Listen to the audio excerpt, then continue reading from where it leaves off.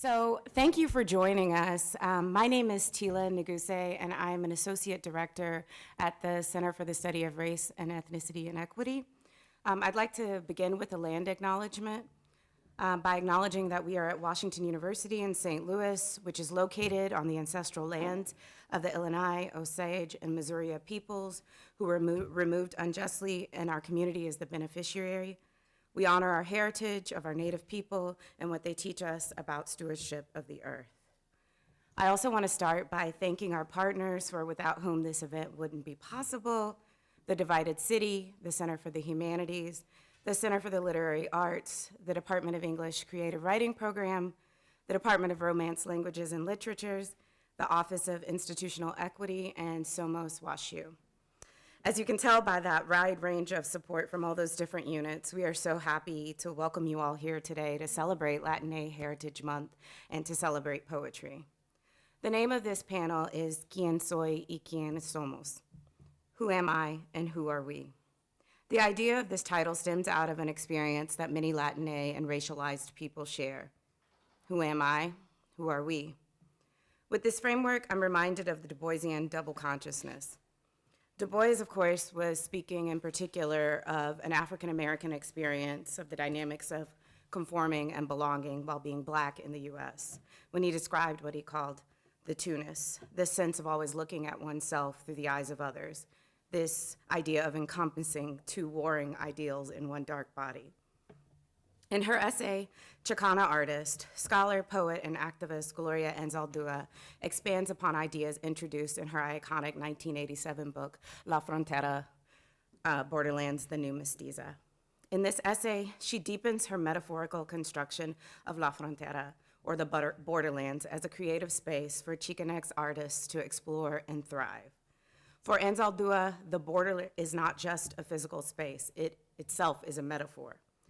She writes, "The border is the locus of resistance, of rupture, of implosion and explosion, and of putting together the fragments and creating a new assemblage." She goes on to explain, "This is why the border is a persistent metaphor in the art of the frontier, an art that deals with such themes as identity, border crossings, and hybrid imagery. Each artist locates herself in this border place and tears apart, then rebuilds the place itself." While Anzaldúa was referring to a specific Mexican-American experience and Du Bois an African-American one, both Anzaldúa's La Frontera and Du Bois's double consciousness are, at their core, about issues of identity and struggles with the racial self, issues that these poets address in their work. As you will see from our conversation today, each of these poets, Roy Guzmán, Yesenia Montilla, and Matt Sedillo, are actively tearing apart and rebuilding the place itself through their words.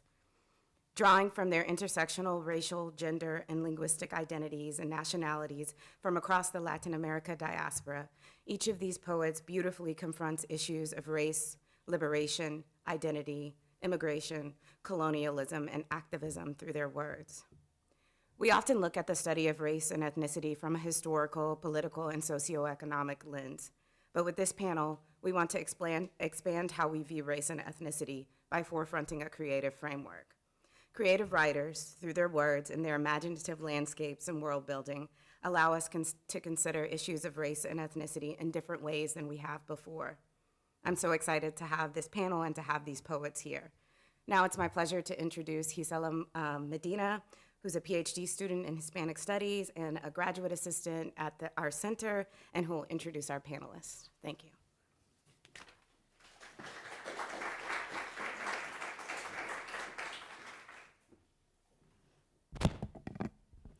Hello, everyone. Thank you, Tila, for those remarks. It is now my pleasure to present our panelists today, Yesenia Montilla, Roy Guzmán, and Matt Sedillo.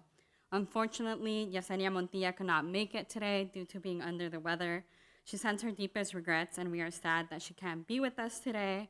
But although she could not be here, we still wanted to be in conversation with her work.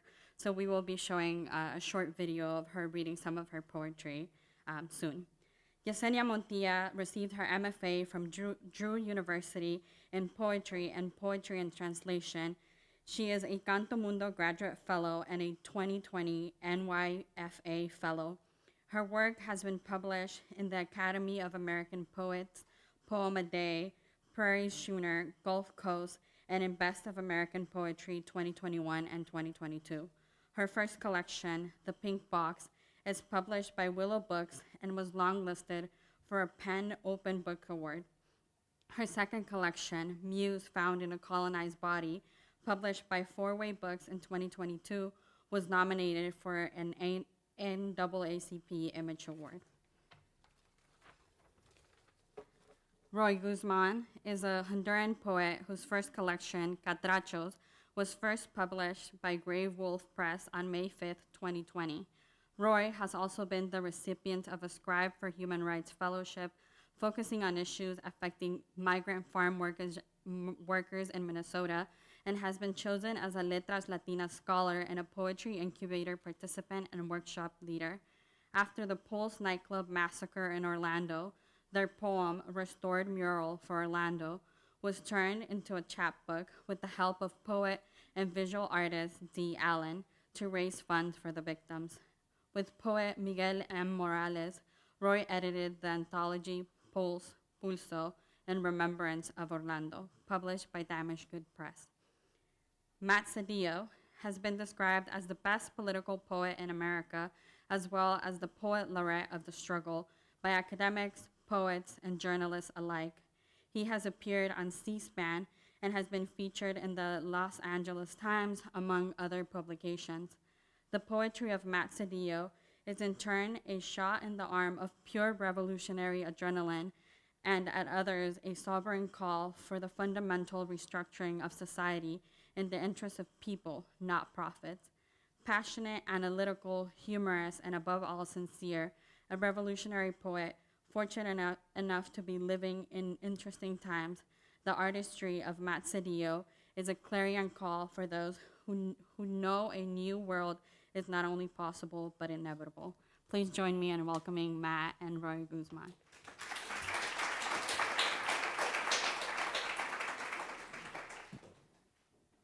We're going to start off with a reading from our poet. So, Roy.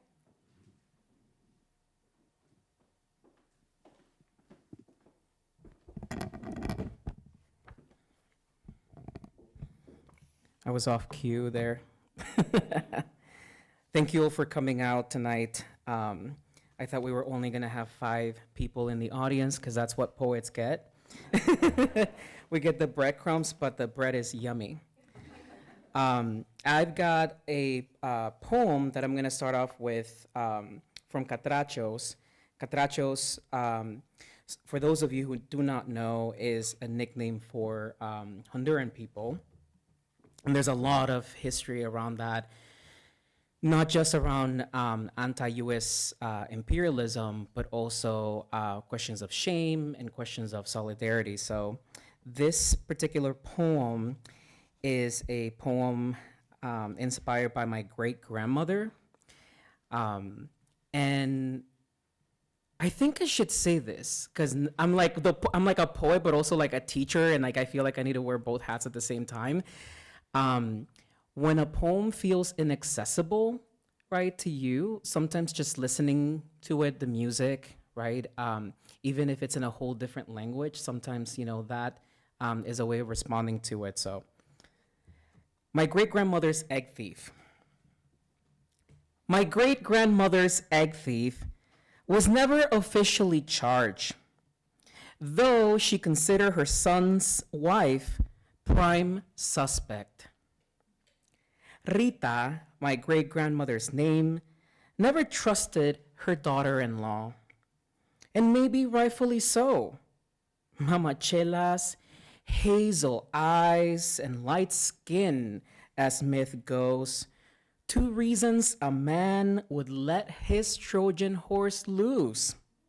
Though in this case, after the 3rd child died, she left my grandfather Jorge to raise 4 more, found another home with a soldier, a newfound pariah status, which is why when I took a drama class at the University of Chicago, and we were studying Ibsen's A Doll's House, the renowned British actor who co-taught the course was appalled when I said that Nora, she's the heroine, that Nora still had a future to look forward to, even in the 19th century. Of course, you know, my pearls. Surely, white feminism never met the Latinas in my family. And few things match the warmth of an egg right after it's been laid. During summer, eggshells babble on the ground, the evidence of a predator's mischief, a branch buttress nest disposal, or a bird content with gravity's assignment. A man was jailed 4 times for stealing 700 rare wild bird eggs. Ospreys, golden eagles, red kites, peregrine falcons, merlins, redwings, avocets. In his residence, maps, climbing equipment, camouflage clothes, minuscule holes drilled on the shells. Thou shalt not steal. Thou shalt not covet thy neighbor's wife. Not the contents, right, but the collectible casings. How do you return everything you have stolen from us? Control the thing you most love at the root of your addiction. Folks camped outside Rita's house to have their tarot cards read before she aged and forgot who she was, forgot how to bathe, reeked of piss, chicken manure, oh, the cologne. To schedule a consultation, men rolled from under cars, stars in their own Cantinflas films, greasy hair, creme fraiche in the corners of their mouths. The women gossiped incredulously after flattening corn on clay ovens for their patrones, matriarching all the ways we would outlast the policies of the rich. The thefts of Rita's favorite hen's brown eggs, the source of fantastical tales populated by ghostly headless horsemen who abducted children if they ran away from home, or women pregnant with black magic frogs, or that man with a limp deemed hideous from false accruement. During those sessions, I would climb the long vines of Rita's backyard tree, swing 8 feet from the ground with the visitors' children. One of us would plunge, rip a new skirt, a striped shirt passed down 3 generations. Our mothers would scare us by paying my great-grandmother handsomely for a remedy to exile our demons once and for all. Leave them alone, she'd yell. They're just kids. Years later, I think about Rita's backyard. The trees that once swiveled their branches near the ground. It's none of your business what I do with my life, I hear Rita say, daughter of an indigenous woman and a man who, like most men in my family, left his breath on everything we call mirror or past. A man who tried to rape Mama Chela, his daughter-in-law. Some say he did. Rita, who bought land with her own savings, a rare feat for a woman in those days in a country where women can lose their heads if they dye their hair the color of a gang's affiliation. Rita, who lost most of her land to the government on which Tegucigalpa's airport was built. which means that in the lines of my wide nose, my plump ears, my dense lips, I bear the burden of every arrival, every departure. My great-grandmother who resisted losing her memory but lost it anyway as her son lost his, kicked in the bath, spat out the spoon, concocted spells so freaking potent. Indigenous secrets mixed with laws which sojourn parallel the strength of 1,000 stolen acres in her. The rest of us are still trying to figure out why she shakes our houses at night when we all stood there in silence watching her track the bandits' clues, not knowing all of us were stealing her eggs, all of us hungering for love.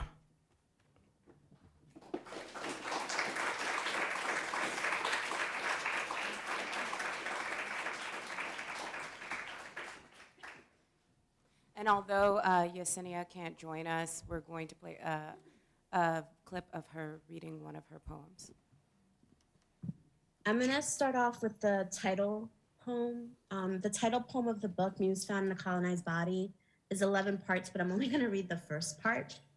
And I guess this book, I'm trying to grapple with just being a colonized body, living in a world that tells us that we're in a post-colonized world when that's not true, and how to grapple with the fact that I come from enslaved folks, but also I come from those that conquered as well, and how to deal with that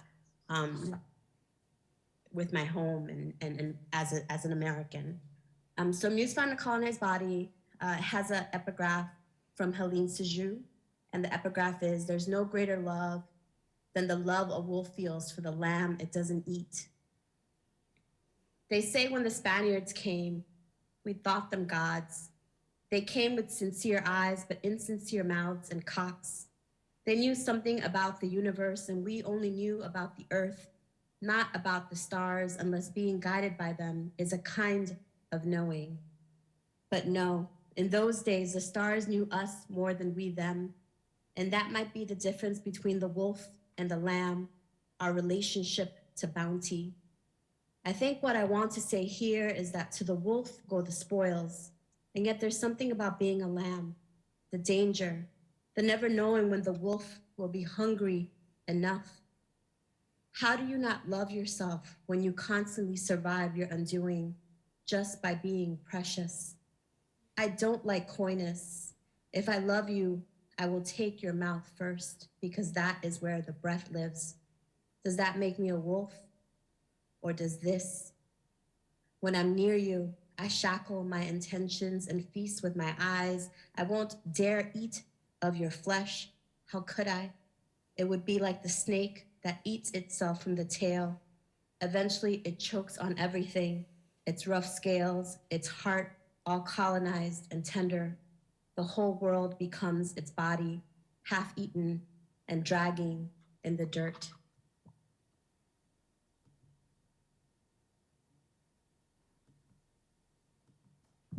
I'm gonna start off with the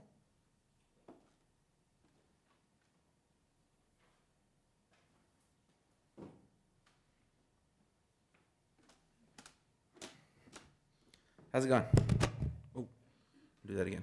All right, it's a real honor to be here. I want to thank CRE. I want to thank all the work they put in to have us here. I want to thank both Roy and Yesenia for being on this panel. I'm an enormous fan of both your work, and so it's, you can't hear me. I don't know who I'm talking to, but Roy, I mean, it was on video, so yeah, Yesenia, I'm also a big fan. Okay, here we go.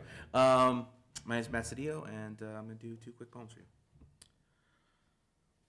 Sundown, Levittown, Fort Apache, Dirty Harry, John Wayne, Blackface, Minuteman, Moynihan, Gone with the Wind, Breaking Bad. Washington Redskin, Confederate flag, the sword, the dollar, the cannon, the scholar, the cavalry, and the Ivy League. History, as written by lightning, is the rising smoke of burning village. The ways in which victors keep their victims. A frontier thesis, some notes on the state of Virginia extraction, expansion, the winning of the West. Lewis and Clark, Smith and Wesson, encircle the wagon with bloodshed and slave sweat, the crack of the whip. The law, 3/5, the crown, republic, King Khan, intended failures of Reconstruction, the housing covenants that greeted great migrations, the same to the Mexicans and poor Mexico. So far from heaven and so close to Monroe Doctrine, to Davy Crockett, to prison industrial complex. A war on drugs is a war on our young. Bloody Christmas, reefer madness, 15 to life for 4 ounces, East Oakland, West Baltimore, south of La Brea and Oliver North, Plymouth Rock, Jamestown, the Rio Grande. Stolen lives, stolen land.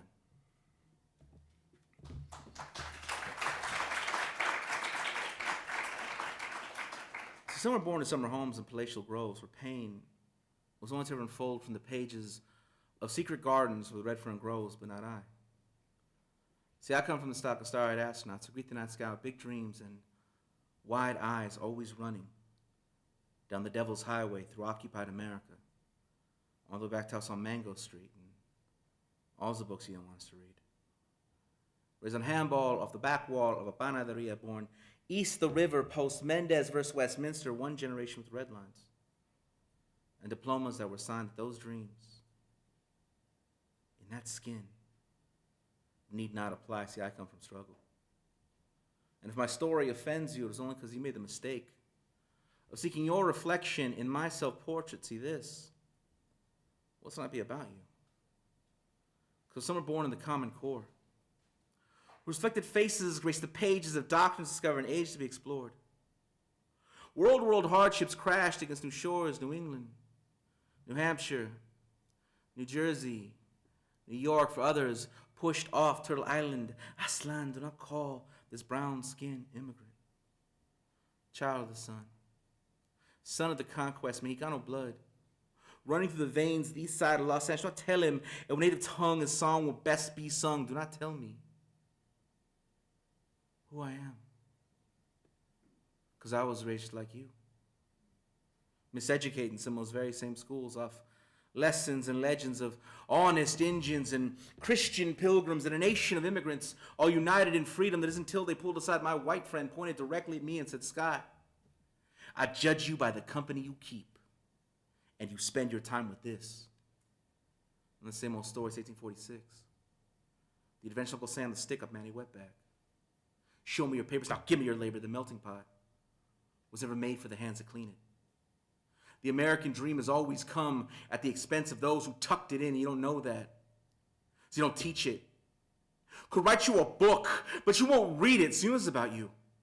And 1492, and the Treaty of Wailua, and California missions and Arizona schools, these racists that try to erase us as their kids in cities that bear our names. You're going to learn some today, because from Ferdinand to Minuteman, from Arpaio to Alamo, from Popol Vuh to San Joaquin to the Indian, as it lives in me from 1843, trying to bury us. They didn't know we were seeds, Canadian minds. They don't strike the Bandeola, Mizapata, Wakimieta, las Adelitas, Brown Berezi, Zappa, Teach Richard Nixon, they're Napoleon, from Peckinpah to Houston, from Lone Star Republic to Christopher Columbus, all the way down to Donald Trump. We didn't cross the borders crossed us. Who you calling immigrant?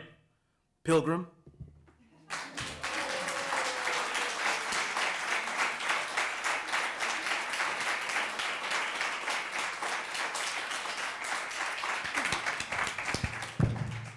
Thank you both so much for those amazing readings. I'm really excited to get the conversation started. And first, I wanted to start by bringing our attention to the title of this panel, Quién soy y quiénes somos, translated, who am I, who are we, which Sila framed beautifully in her opening remarks. And so I wanted to ask, how do you grapple with these questions in your writing? How do you respond to these questions of who am I and who are we, specifically when you think about your ethnic, racial, intersectional, and multiplicitous backgrounds? Okay. So I'm actually the literary director of the Mexican Cultural Institute of Los Angeles. So one of our jobs is that, one of our jobs is to create a bridge between Los Angeles, the Mexican culture within Los Angeles, specifically, but the U.S. generally, to Mexico. And we have partners in Mexico City called Chicanx y Fronteras, and we work with them mostly to put on programs. So we do stuff at UNAM, we do stuff at ENA, we do stuff all over Mexico City. So that's really a great little connection we have there. But it's really funny because we brought over Alfonso Vasquez, who's the the director of Chicanx Sin Fronteras, and he did a presentation in LA at the consulate. And it was so funny because he was presenting on his work, which is a lot of how Chicanos are perceived in Mexico. And so, like, you know, the Chicano experience is really one of people just trying to out-Mexican each other all the time. Like, I'm more Mexican than you because I'm darker. I'm more Mexican than you. My Spanish is better. I'm more Mexican than you because you're from El Monte, but I'm from Boyle Heights. You know, so that's the Mexican experience. It's really not trying to whatever. But it was so fascinating to like watch their interpretations. That, you know, from Mexico, the national interpretation of Chicanos in Mexico. And he was showing these films where they have all these, like, you know, these things with Tintan, with this, with that. And then they had this one movie called, like, Trátame los tortas or something like that, like bringing the tortas because the family, they wanted to eat scrambled eggs and they weren't Mexican enough and they had to you know, get them back to roots. And it was really this fascinating thing, like, you know, because for us, we're always trying to compete, like, how can we be more Mexican or more authentic? Basically, how can we be our most authentic selves is this question we're really asking. But it was like, oh my, they're contemplating us. And then after the Q&A, you know, these really older Mexican gentlemen, they started asking, like, are the Chicanos, do they wear high socks or do they wear like these zoot suits? And he's like, no, those are pachucos. These are cholos. So that's like, and it's a fascinating thing. Like they think, it's like that's the idea. Like they think about me, therefore I am. It became this because there was this point of legitimacy. You know, my whole life it's been, what do actual Mexicans say about us? It becomes this point of legitimacy, right? What do the Americans say about us? A lot of negative things, and you know, to hell with them, and that's a fight, right? But what do the Mexicans say about us? And that became this point of like pride and insecurity, or just, you know, that's what mattered. But then to hear them talk about us and say these most ridiculous, absurd things, and not in a bad, I'm not trying to make fun of it, it's funny, right? They're talking about like, oh, no, the cholos are high socks, the pachucos doesn't, oh yes, very good comment. And so that was kind of, I don't know, I actually, you know, I wish I had a better answer to this question that was more like inspiring or whatever. It's just more like, at this point in time, at this point in time in my life, the question's becoming more complex and absurd and beautiful. You know, especially as I interact more with Mexican nationals, it's not this question that's so pained anymore. It's become this question that's it's a much more rich and absurd and fun question to deal with. I mean, you know, when I went to go visit, you know, Mexico City, I saw so many things. I grew up in El Sereno on the border of Lincoln Heights, and we have this Plaza de Mexico, and there's a statue of Juarez and a statue of Zapata, and I saw the exact same thing in Coyoacan. I saw the exact same layout. And I'm like, oh my God, this is based on that. And so I've been Mexican this whole time. And this is a really beautiful feeling. But then when they came here, they were like, you know, like, they were asking why, like, Popo, I always forget the name, but like, why are the Moroturno? Why are those everywhere? Like, are you guys, you're obsessed. Don't you know any other stories? And so those are, Moroturnos were the one where the prince is holding the princess to become a mountain. And so that's a very, very famous thing. It's in the calendars, it's in murals, it's in restaurants. And they're just like, don't you know any other legends? Like, what's wrong with you guys? And so it's fun. It's a fun interplay as I get older and more entrenched in it. So.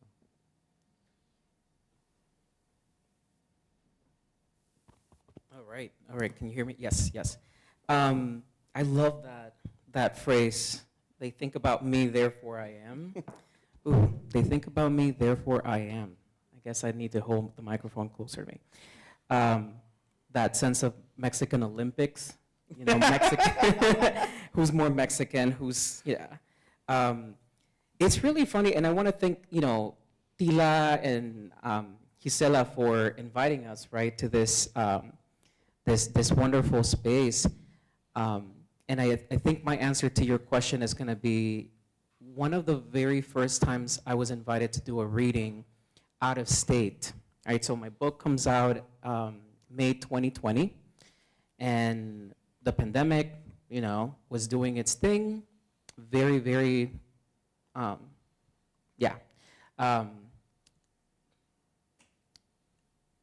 lose my grandfather, Jorge, in the book to the pandemic. But I was thinking about one of the very first times I was invited to a reading out of state. It was in Pittsburgh, and I get a phone call. And I get this phone call, and of course, I'm like, this has to be a telemarketer, right? And I answer the phone, and they're like, yeah, can I speak to Roy? And I'm like, Roy? Who's speaking? And they tell me they're calling me from this amazing event space in Pittsburgh, City of Asylum. I'm like, City of Asylum?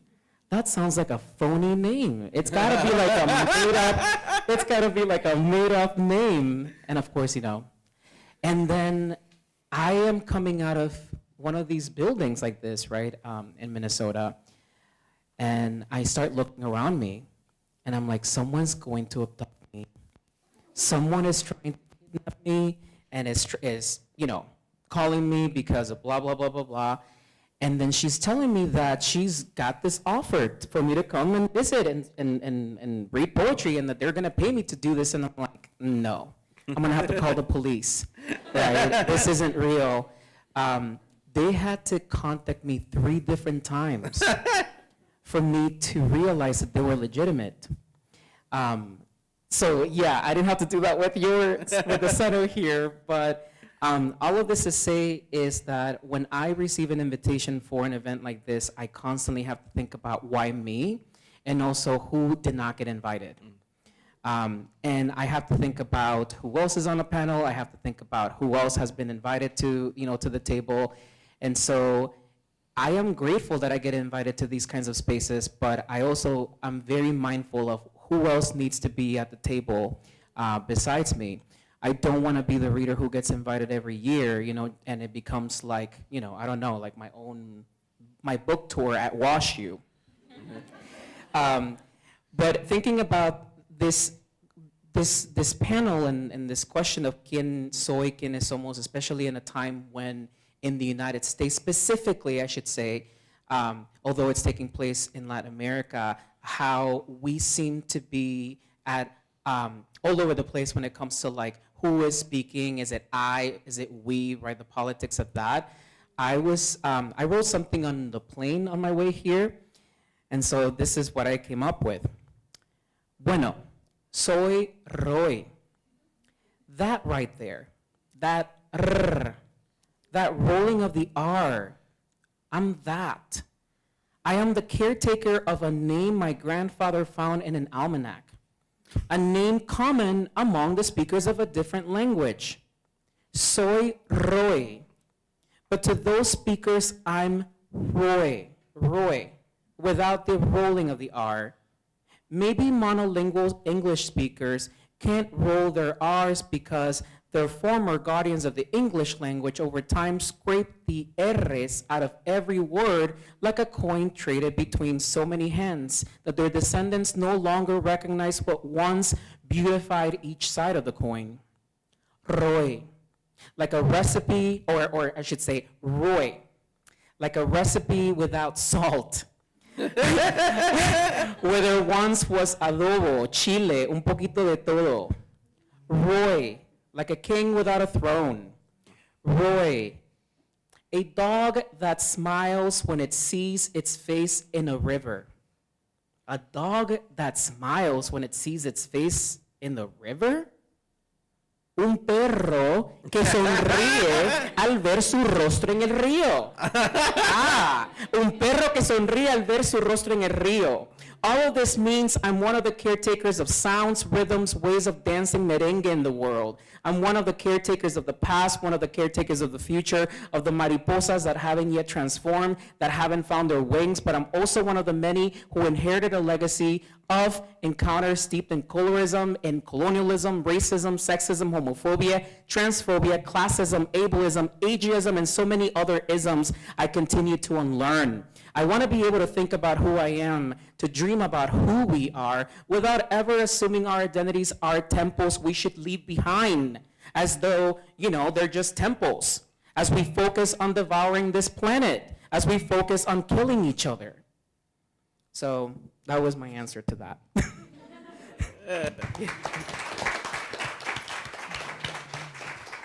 I literally can't believe you wrote that on the plane. Folks, remember you heard it here first in the next book. That was amazing. Thank you. And the next question I have for you all, you kind of just demonstrated that in the piece you just read. But I want to ask about, I noticed that both of you and Yesenia as well, write about moments of joy as well as moments of pain in your work.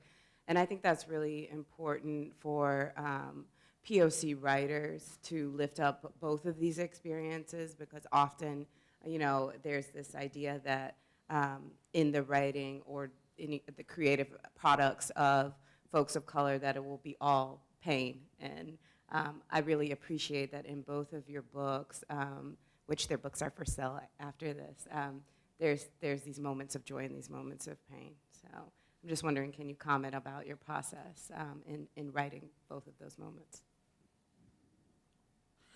Yeah, well, I think that even for the pain, I mean, the pain is only painful because it was like a ray of hope, right? So just the fact that that's actually what makes the moment of pain even more painful, was that there was an opportunity for things to go well. And the joy is that much more joyful because there was pain, because there was something to overcome, there was an obstacle. I wish that we lived in a world where there wasn't these racial hierarchies. I wish we lived in a world where there wasn't, you couldn't just feel like the past 500 years of everyday genocide in your face around every corner. I wish that was not true. But at the same time, like, I've been so shaped by that when you have these moments of victory against it, when you have these moments of things that actually triumph over that, it's very rewarding. It's very, very, you feel it's very invigorating. It's very joyful. I take great joy in those moments. And so, and when you find these pockets of things that you're just outside of that, when you have this moment where you're just that you're not feeling that, where those things are just non-existent. They don't have a control. They don't have their claws in you for that just second of just pure joy, where you're just sitting there just like staring at the clouds, or you're feeling a summer breeze or something like this. Yeah, I mean, so that runs as a current through most of my work, and it's a joy to be here in front of all of you. Joy, yeah. What was I gonna say about that? Like, there's so many thoughts that I have, but I think the mistake people often make is that poetry only exists on the page. And especially those of us who are coming from oral traditions, there's so much about body language, and some of the most influential people in my life have been community organizers who did not care to write any of what they did down.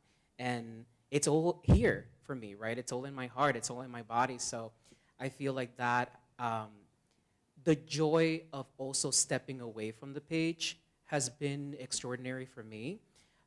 In this pandemic, I thought, because I'm asthmatic, right, and because of many people in my family got really ill, I thought I was gonna die. So I decided that I was going to learn things for the first time that I had been, it's almost like a bucket list, but I had to do it in a place that I couldn't be with so many people.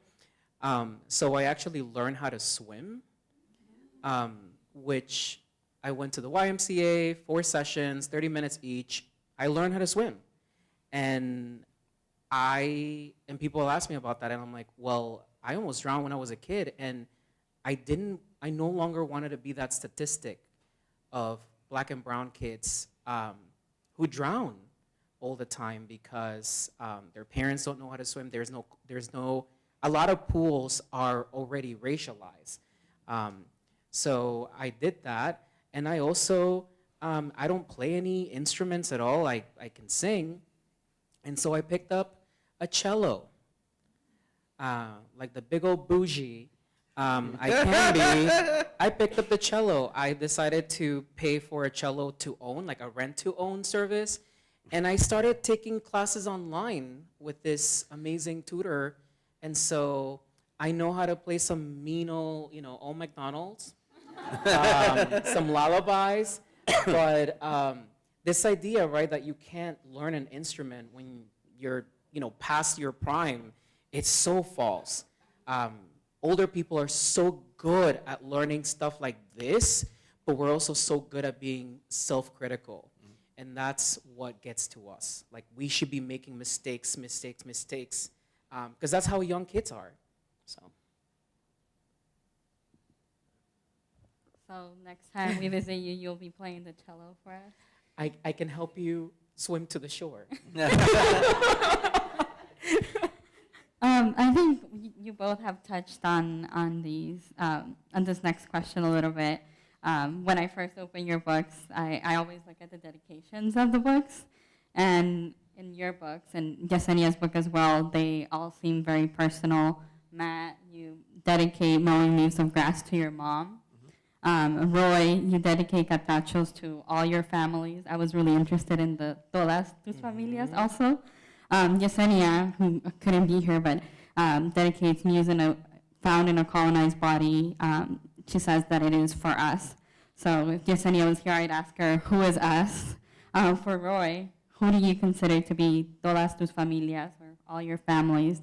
And in general, for both of you, can you tell us more about who you write for and who you hope your words will reach? You want to start with that? Okay, sure. As he takes vigorous notes. Okay, so I dedicate my book to my mom. The first book, Mowing Leaves of Grass, dedicated to my mom. My next book, Seed on Sex Floors, dedicated to my father. So the first one dedicated to my mother says, who took me to the library before I can remember. And then one dedicated to my father is, who taught me how to play chess and then never let me win. So I think the combination of these two things, right? The fact that my dad was so, he called it like focus and discipline and this and that because it's so austere with me. It made me, very driven. But the fact that my mom took me to library since I was a kid made me very curious.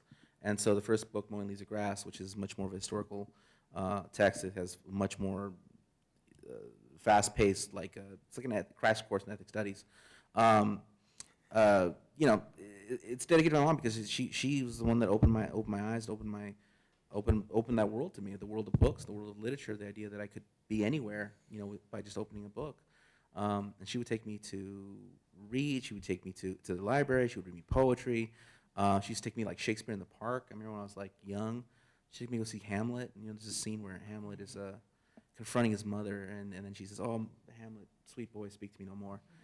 And so we went home, and I was playing with my toys, and she says, "Mijo, before you play with those toys, you got to put away the others." And I said, "Oh, mother, speak to me no more." And so I was like 4 years old quoting Shakespeare, and I owe that to my mom. So, she really threw me into a life of letters. And so as much as I can these days, before I was born, she was a college student. She walked by an author panel, not too dissimilar to this, and she swore to herself that one day she would come back to watch the author panel, not to be an author, just to watch an author panel. That was like a big ambition for her, but she was too busy. And so nowadays, when I have the opportunity, I love to bring her to every panel I can, so she can, not only come back to an author panel, but actually see her son on one. So that's kind of. Yeah, I love that. I had to write down your question because I often forget stuff. I remember that, so the title of my book, Catrachos, started off without the S, so just singular Catracho. And then I was like, well, I am very much in line with the work that the X does, right, in Latinx. And so at some point I had Catrachex, and I was like, I don't know that people, for instance, in Latin America are going to or the people from my country, right, are going to understand this. And so I almost had an X on top of the O because there are poems that are inspired by X-Men. And so I'm like, oh, that would be like a cool inside joke, right, the X. And I'm like, no. And then as I started revising the book, I realized that this book was populated by so many people. It wasn't just my story. It was also the people I've encountered, people who've told me, their stories as well that make it into this book. And so when I was so purposeful about writing Todas mis familias because as an immigrant, there's so much instability and movement that has been a part of my journey. That the concept of chosen family has been a part of it, not just as a queer person of color, but also as an immigrant. And I also started thinking a lot, some of the people that I acknowledge in the back, for instance, were, gracias to everyone who's fed me at Victor's, Butter, Cafeto, Wedge, Pizza Hut, Burger King, Popeyes, Mon Petit Chéri. Gracias to the makers and server maintenance technicians of The Division and Overwatch.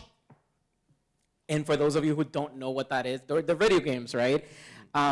Because there's also virtual family members I have, right? There's people I build community with online. There's people that I know I know friends who are in Delaware who are sick before I know when my mom is sick. And so for me, that was very meaningful that to acknowledge that virtual communities are real for many of us.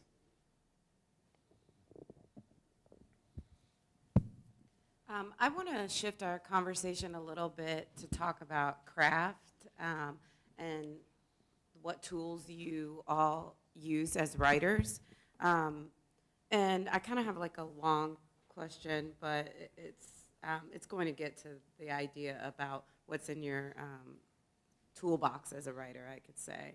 So thinking back to the quote I mentioned from Anzaldúa in the introduction about disruption and creation, I was also thinking about this interview I had read a couple years ago with Jericho Brown. And for those of you who don't know who Jericho Brown is, they're a queer Black poet, and they created their own new form called a duplex.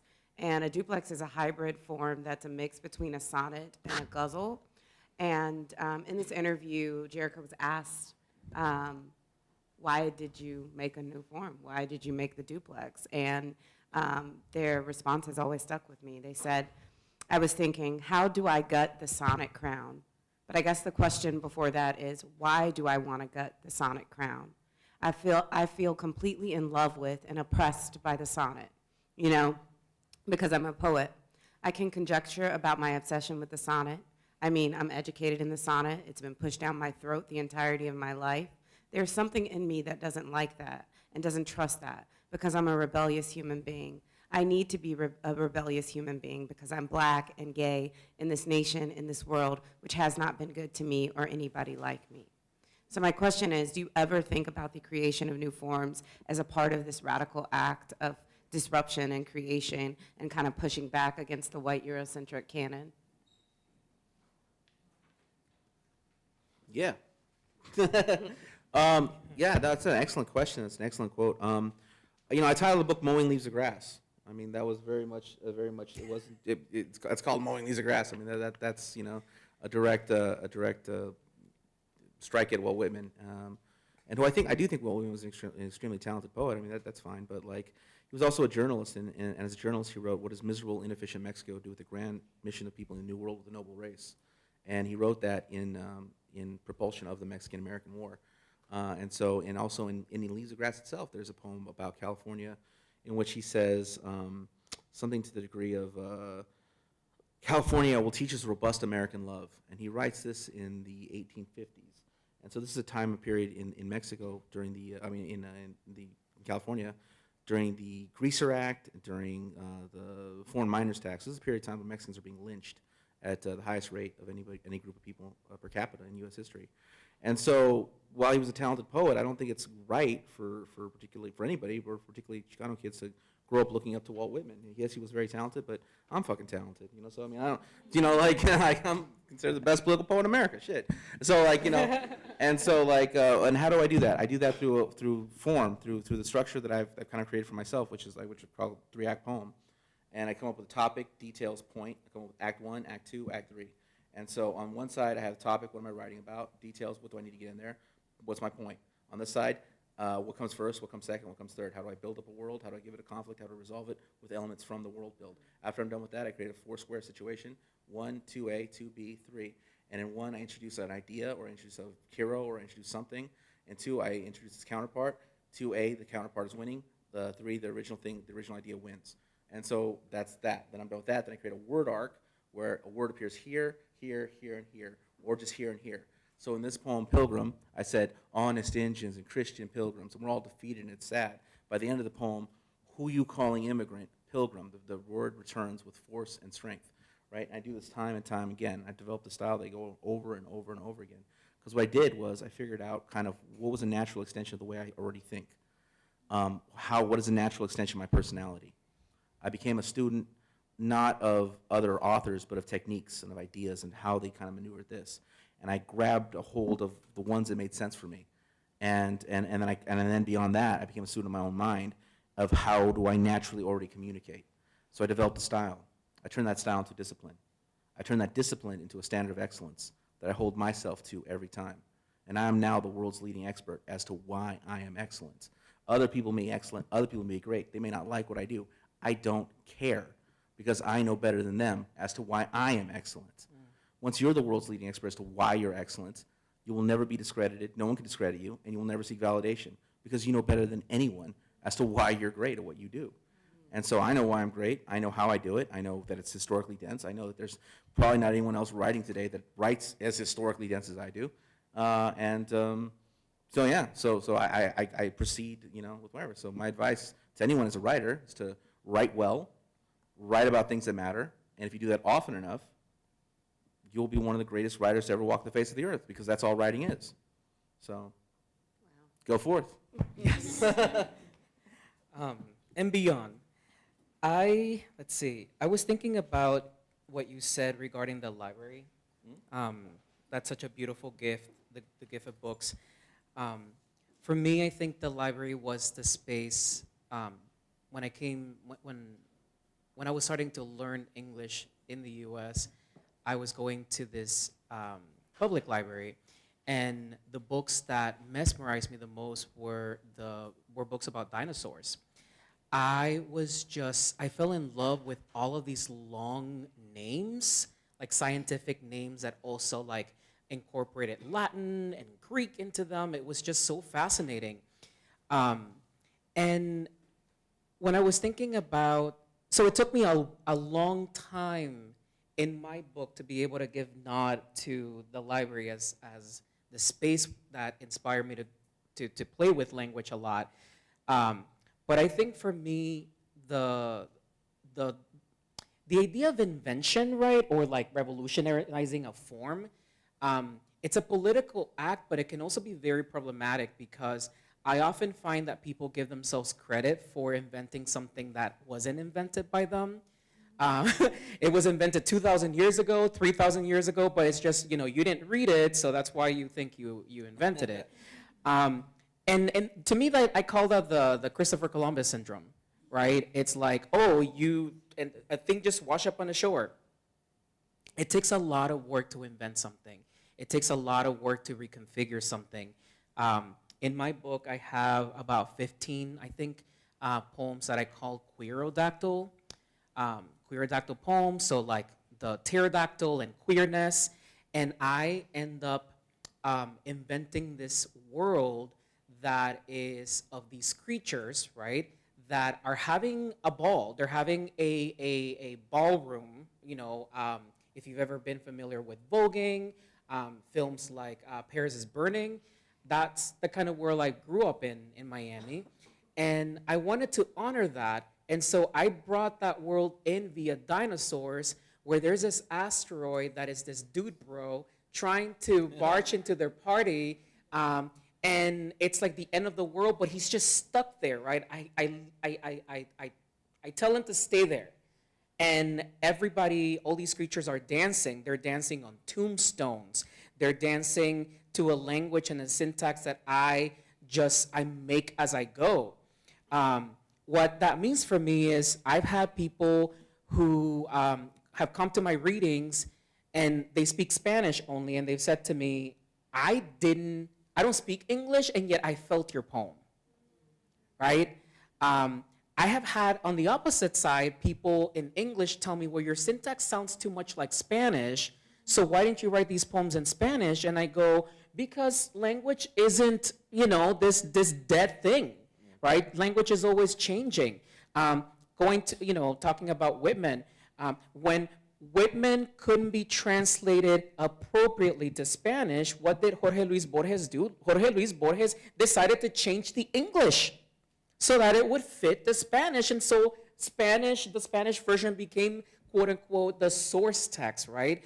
I think about what's often said about Kafka, right? As a Jewish person, in this area, right, learning German, like how did he radicalize German? German changed because of Kafka, right? And I think that Spanish has changed because of Blackness, because of indigenous African languages, the same way that we have so many forms of English. So I feel like for me, inventing a form is also a return to the past in that sense. Definitely. I also really appreciate all the Walt Whitman bashing going on. And then following the panel, where Matt and Roy are going to be available to sign books if you'd like to purchase books. So, Gisela, I think you had one final question to ask. Yeah, it was so interesting when you were talking right now, Roy, about language and Spanish. And we were talking about translation earlier. So I was going to ask a question about the use of Spanish in your work. Can you tell us more about that? Yeah, well, like I said, I was born in Los Angeles. I'm Chicano, so my first language is Spanglish. So, so it's kind of like the kind of interplay between English and Spanish is actually what I'm like most I'm most comfortable with, most familiar with, and so that's kind of So that's kind of how I wrote Mowing Leaves of Grass, and that's kind of a thing that really inspires me. In many ways, like I kind of told myself, I made this idea that I was always going to write in English or a little bit of Spanglish, because who was I really writing for? I was writing for an audience that was actually primarily speaking English, meaning I was writing for like like Chicano populations. But I'm starting to move away from the idea. I'm starting to think of the idea of like actually trying to work in like a bilingual text, because it really has been the trips to Mexico that has really made me feel that way. This is something I need to master to the point where I can actually write poetry in this language. Because I keep coming back here and forth, and I'm really being pulled towards it. So, again, English is a colonial language, Spanish is a colonial language, but when we speak it, we're speaking to each other, and and as Roy was saying, language changes, and we are changing it, and it's ours. It's ours to speak as we were. I mean, it's a language. If it's a language of our grandparents, it's ours. And so, so I really do want to, engage with that. I really do want to engage with the blurring of these two languages. I want to engage in the changing of the language as it's spoken, both here and there. One of the greatest things that ever happened was when I got to go to UNAM. I always had these big dreams, right? And so I'm like, okay, it's my dream to one day read at UNAM, right? Okay, and so I did all these things, and I got a chance to go read there. Okay, and I'm reading there, and I'm like, what now? I'm always like at the end of the movie The Graduate. I'm always like, what now? I'm always like, just kind of standing there, like I get it. I'm not happy. I'm miserable again. I'm like, oh man. And so what now? Okay, well, what now is I will be taught at UNAM. That's my big dream. And so we do this show in the community, and this guy comes up to me, I'm so honored to meet you, blah, blah, blah. He's like, yeah, hi, I'm Matt. And he's all like, I teach at UNAM, I teach your book. And so it's like, it was already being taught there. And so it's really incredible thing about language and about words and about books, is that they take on a life of their own, and you can't fully control it. And once it's released out in the world, it's out there. So I really do want to, release an iteration of what of my thoughts in the Spanish language. So I'm definitely, what I've done is I've incorporated a lot of Spanglish in my work. What I intend to do is far beyond that. I love your question, Gisela, and I was thinking I'd like to answer it differently. I actually I kind of want to answer it as a plea that I think I would like to see more Latino, Latina, Latinx, Latin American, U.S. Latin American people learn African languages and indigenous languages, because Spanish is still a language of empire. And while Spanish may seem like, oh my gosh, things just sound so beautiful and nurturing in Spanish, you also have to remember that that's the normalization. That's the process of acculturation that happened through language. That the reason why we have certain sayings in Spanish, though they may sound cute, they're very much grounded in like religion and people being forced to speak Spanish. So I wanted to kind of invite that. There's a lot of, so my family traces its roots to Lenca indigenous people. And I wanted to do that during my PhD, because I'm currently pursuing a PhD. But it was so much work. It was a lot of work. Like learning a language is already a lot of work. So But I was able to introduce myself to a lot of words. We were talking a little bit about that with Carifuna people in Central America, that just getting some basic words can mean a lot. It could be a way of decolonizing, right? Your research practices, your teaching practices.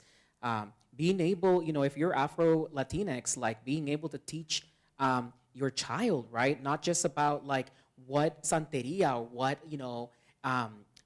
what African religions or spiritual forms can look like or feel like, but names, right? Being able to name something, like there's something so precious in being able to use a word that reminds you of home, that isn't just, right, Spanish, because as mixed people, we can't just do that, right? If that makes any sense. Yeah. Thank you both. So, yeah, we can close out with reading. Roy? Yeah, okay. Oh, that's right, poetry.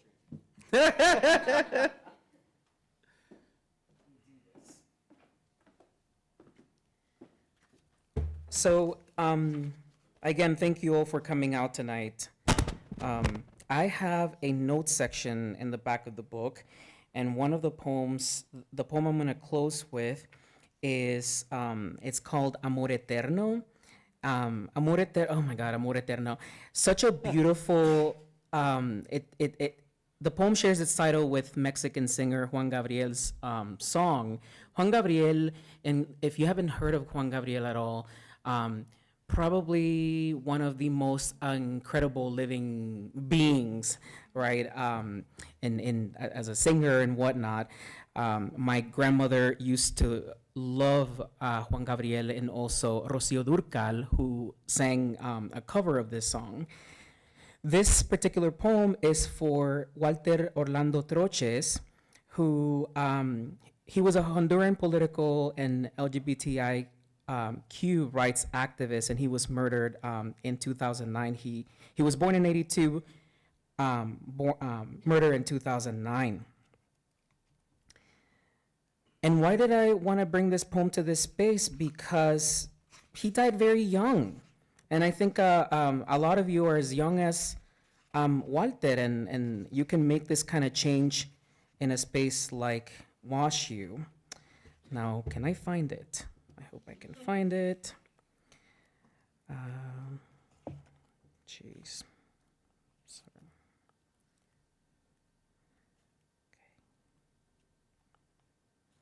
Okay. Amor Eterno. The gray, chipped wall you stared at murmured, "You wore your bruises with honor. Verbenas encircled your abdomen. Kidnapped by 4 men with masks as old as their faces, you escaped. They betrayed you. Men repeatedly disappear behind the faith of a brother's cruelty, in the rancid smell of torture. 8 days later, shot as you walked downtown. In the morgue for hours before police lifted the dust from under your shadow. Impunity. At 14, you contracted the virus. The headline said the irony was that it didn't kill you, but that bullets at night emerged like shooting stars in need of shelter. Homeless with a father abroad, because all our fathers dream of misplacing us. You asked for asylum, died before it was approved. How many brown bodies will give up their bodies so other brown bodies might live? In all the interviews, your mother said you were not her biological son, but felt as if she had carried you in her belly, just like her other 2. Where we were born, corpses are left to bloat on examination tables. Roaches crawl from the blossom of justice. Our work here is done, they broadcast, squirming like gods in despair. If they've learned one thing about nurture, it's that a wound is often the last thing urging for healing. Thank you.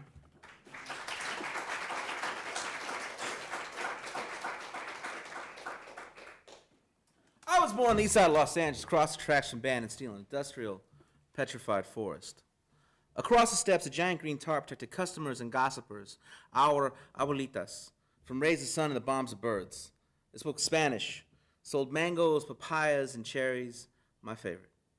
As a child, I could never quite make the connection between the broken, empty bottles across the steps and the broken, empty men poured out the rust factories across the tracks.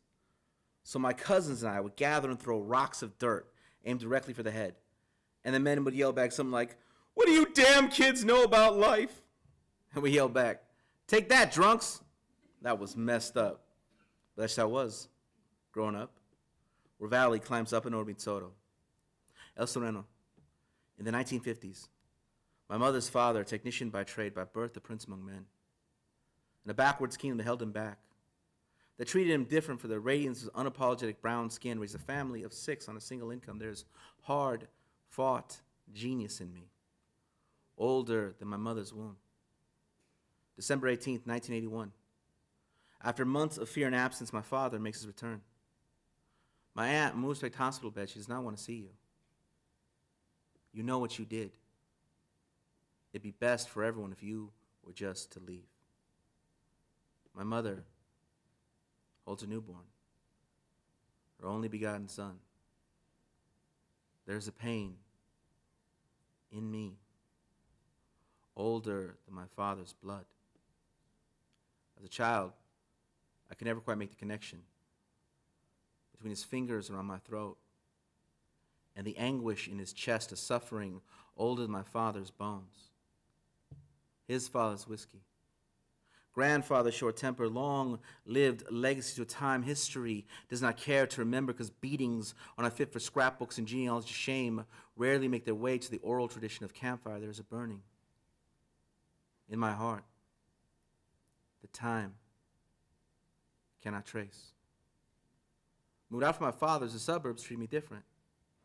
One day in the workforce, I told my boss, last night I met a woman. Beautiful and intelligent, asked, where at? Boyle Heights, where's that? The east side of Los Angeles, asked, incredulous, you met an intelligent woman in East Los Angeles? Wanted to slap the cavalry from his smirk. Beat the manifest destiny out of his name badge, but needing a paycheck, I stood in the weakness of silence, the pain and anguish of generations long past alive and sickened in my chest. There is a shame attempted upon us, older than the tongues of bigots. Walked off job, marched off lot, fist up for the cause, because a world that has told us no, that has told us different. I've chosen yes. Yes, I am Chicano. Yes, Mexicano. Yes, indigenous, brown skin and bleed red. Yes, unafraid and unashamed, my passion, my potential, my intelligence. Yes, the fire in my chest. Look into my eyes, you could feel its strength. And yes, as a matter of fact, some of the most radiant, gifted, talented, beautiful, intelligent women I have ever met reside on the east side of Los Angeles, just across the steps from the streets where I was born. Yes, I am all of this and more. I, like you, am made of stars. You, like me, so filled with pain, are brimming with genius. Listen to no one who'd make you feel different. Thank you so much, Washu.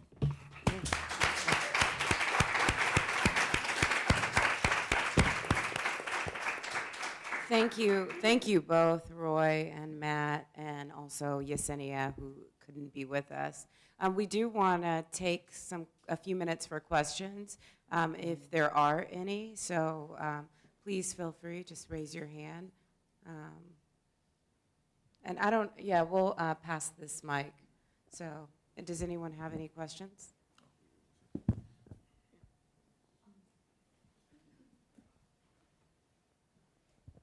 Hi, excellent conversations. It was super amazing to listen to you guys. I guess my question would be, have you guys, especially like, I don't know if you're a Chicano as well. I know you said you're an immigrant, but I don't know if you've like experienced this where, like for me as a Latina, I've always been so ashamed of my name, and my name is Yailin.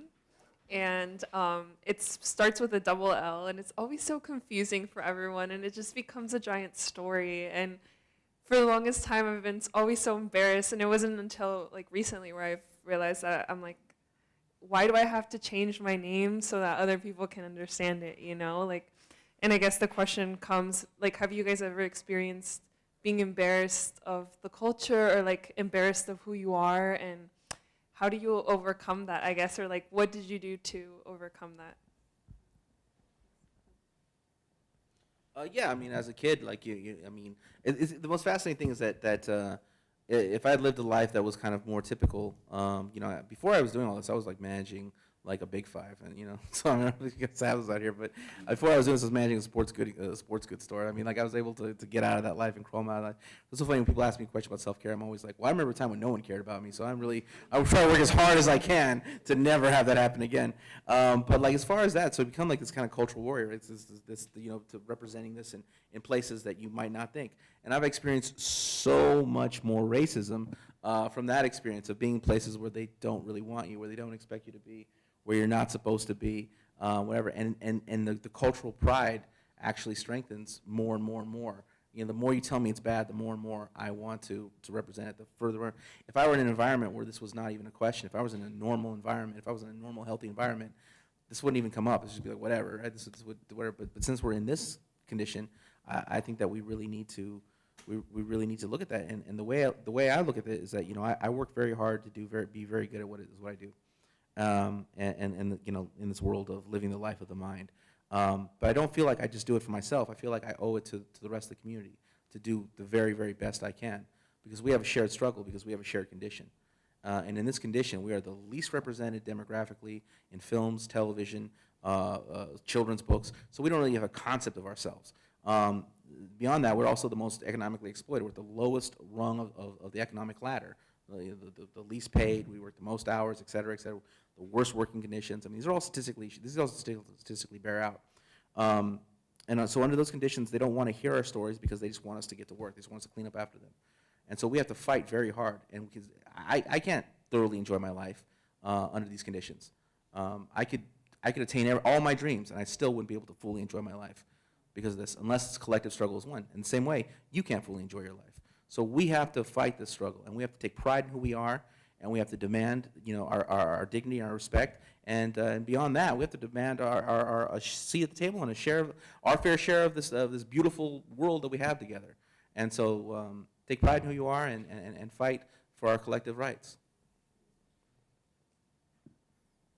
I love that. I wish I had been younger and listening to someone like you.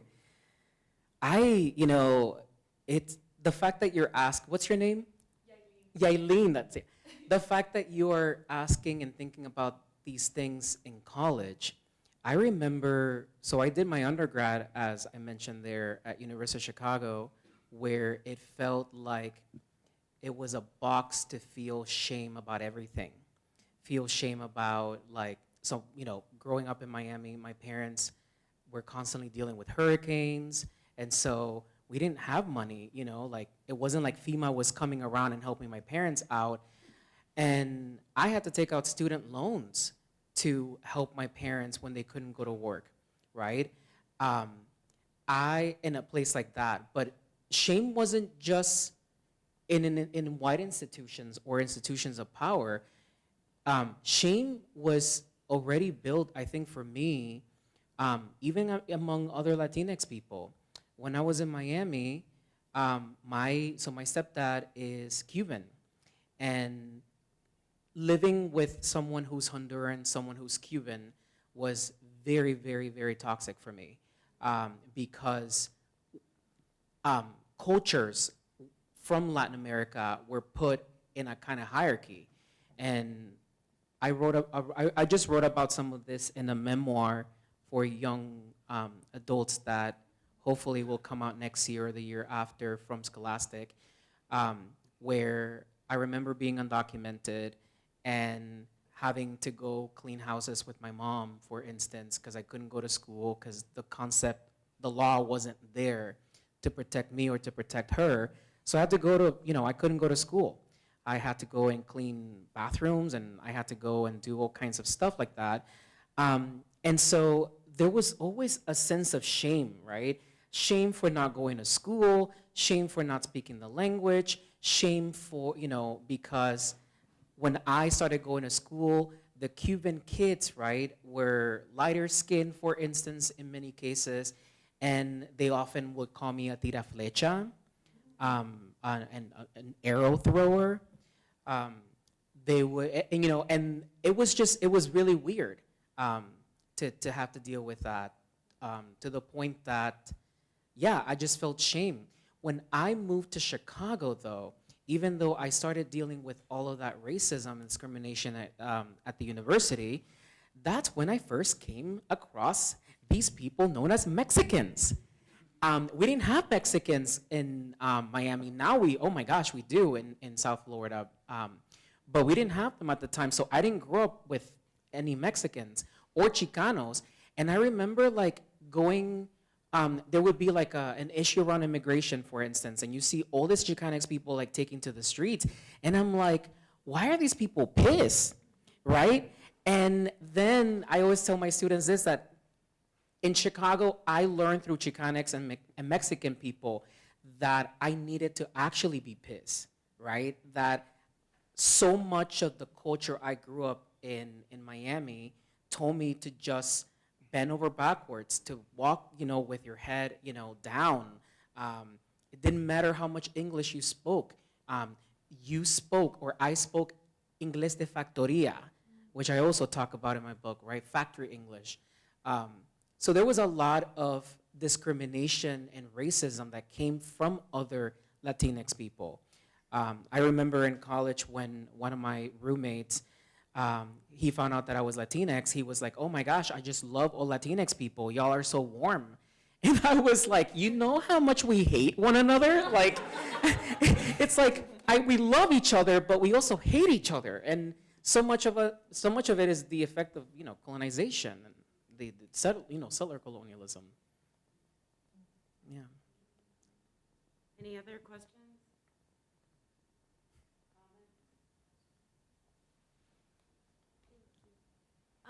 Yeah, first off, I guess I just wanted to share that I have all the feels from hearing you both, so thank you. And I was curious if you've shared your work with your family or close loved ones, and how, what comes up for you there, what boundaries do you place, or just, also feel free to be I don't want to answer that question. No, I'm going to answer that question. And I'm going to bring this up, and I hate myself for bringing it up, but I'm also a Gemini. I also have ADHD, and we're poets, and, the truth is what matters. So I'm an only child, and my mom, oh my God, matriarch, diva, and she and I would get into fights. I mean, we still do. We haven't spoken about, in a couple of weeks. And I know, which is unreal. We need to know about each other every day. And I remember being by the train tracks in Minnesota, and she and I got into an argument, a really, really heated argument. And I said to her, listen, one of these days when this book comes out, people are really gonna know who the hell you are.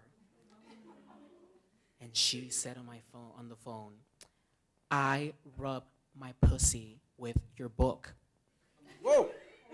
And I was like, what? She's like, no one pays my rent, no one pays my bills, so if anyone has anything to say to me about the way I raised you and the way blah, blah, blah, blah, blah, And I thought about that, and as you know, going back to your question of like, oh, I'm sorry, what was the question again? The yeah. And so what happened, right, is I was like, holy shit, I'm in the closet, I'm writing this book, and what's gonna happen? So, one of my mom's coworkers outed me to her a couple years ago, and because my mom, lived in a fantasy land that I was straight, and it was very traumatic. It was very, very traumatic because then she started translating the book into Spanish and seeing all the things that I had said about her, and yeah, it was very, very traumatic. To the question, someone had asked me a question about, I think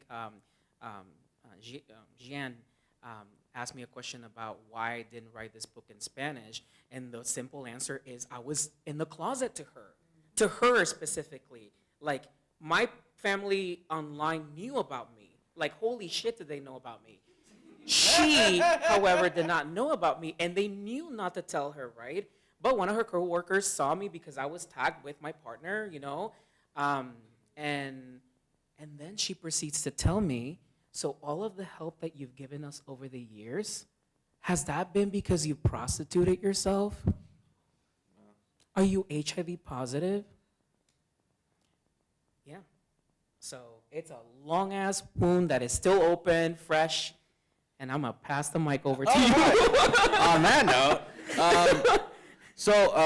when I first wanted to really pursue being a poet, I remember the last job I had was at a place called Steinmar, these horrible places in California, and they were yelling and screaming at me. I pulled off my name badge. I was like, I don't have to take this. I'm a human being. I quit. And they handed it back to me, and they said, no, you don't. I was there for another 6 months. Thought I had pride and dignity. I had a car bill. I had a rent. I had a little fridge of Heineken's or something. Anyway, so when I decided like I was really going to pursue this, as a career, my mom was very concerned. So that was that. But now that I'm somewhat successful, she's very, very proud and happy of me. My father, when I started to become somewhat successful in this, was vicious. He hated it, whatever, because that's the way he is.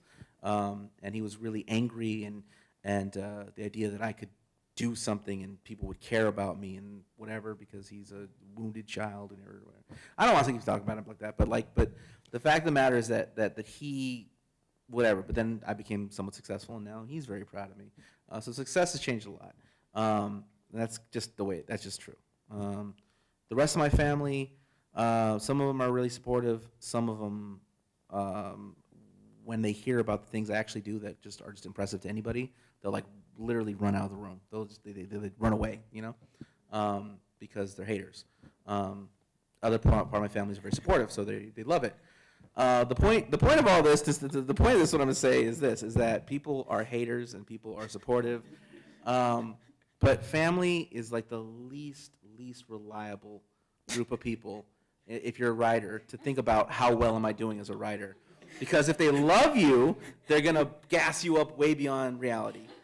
If they hate you, they're going to hate no matter what. Like, the more you do, the more they're going to hate you, actually. Please edit all of this out. And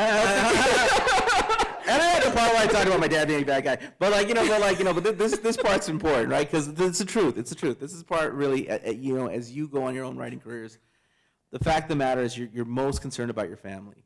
The fact of the matter is the least reliable source of information is your family. Because the ones that support you regardless, and they support you, they're overly supportive. The ones that are detractors are going to be even more detractors because they're hating, because they see you, they see themselves, they see their failure to achieve whatever their own dreams is. Even if they want to be writers, they didn't achieve that dream they wanted. They see you did it. They actually watched you grow up into someone who actually achieved their dreams, and they didn't, and so they become very angry. Haters are going to hate, and when they hate, it's actually they're experiencing stages of grief. So what does a hater do? When you say, hey, I did this, no, you didn't, no, it wasn't, so that's denial, right? And then all of a sudden, then it becomes like, whoa, okay, so I could do it, all right, that's negotiation. And then they're like, well, then Harvard's just not what it once was. Oh, that's rage. And finally, the haters they don't reach the level of acceptance. They run away. They run out the room. but haters are gonna hate, and some of your family members are haters. And that's not against your family. It's a part of the human condition.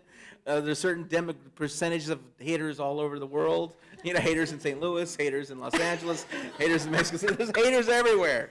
So, you know, and some of your family members, I'm sorry to tell you, and I have nothing against you or your family, but some of your family members are haters.